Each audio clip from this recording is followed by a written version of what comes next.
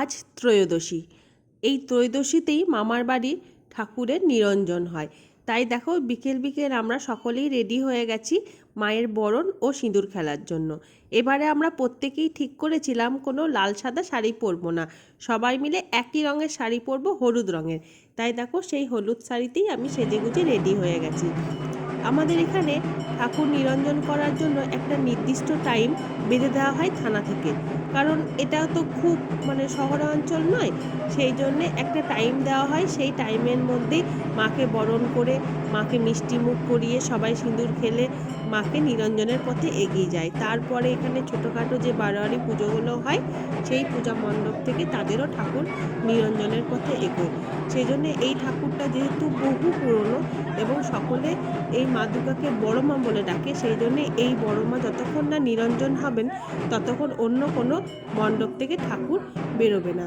তাই দেখো বরণ হচ্ছে এখনো পর্যন্ত, তা সত্ত্বেও আমরা কেমন ঠাকুরকে বা মাকে মিষ্টি খাওয়ানোর বা মিষ্টি মুখ করানোর জন্য আমরা সবাই উঠে পড়ে লেগেছি। তার সাথে মায়েরকে প্রণামও চলছে।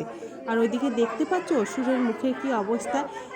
যে যত পেরেছে অসুরের মুখে মিষ্টি খাইয়েছে, যাতে একটু মিষ্টি মিষ্টি তার মনে ভাব আসে। সেই জন্য আসলে মা দুর্গা বা লক্ষ্মী সরস্বতী কাউকেই আমরা লাগাল পাই না, ওনারা এতটাই উঁচুতে থাকেন। তাই নিচে কার্তিক, গণেশ, মহিষাসুর, তারপর তাদের বাহন যেমন হাঁস, পেঁচা, ময়ূর, সিংহ, সকলকেই আমরা মিষ্টি মুখ করে থাকি।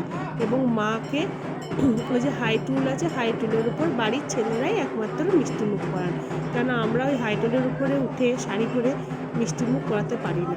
আর আমাদের এখানে আলাদা আলাদা বরণ হয় না, বাড়ির যে বড় বউ বলতে পারো, যেমন এখন বাড়ির বড় বউ হচ্ছে আমার বড় মাইমা, উনিই বরণ করেন।